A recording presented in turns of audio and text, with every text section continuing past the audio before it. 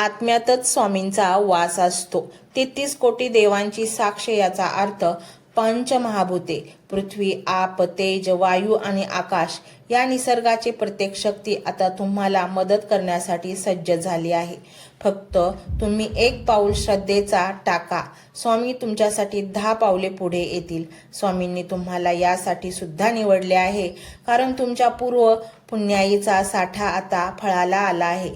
आजवर तुम्ही केलेले नामस्मरण, तुम्ही कोणाला केलेली छोटीशी मदत किंवा मुक्या प्राण्याला दिलेला अन्नाचा घास किंवा तुमच्या पूर्वजांची पुण्याई यातलं काहीच वाया गेलेलं नाही. स्वामींच्या दरबारात उशीर असतो पण अंधेर नसतो. तुमचं प्रत्येक सत्कर्म तेथे जमा झालेलं असतं आणि याचाच परिणाम म्हणून आज तुम्हाला हा संदेश मिळाला आहे.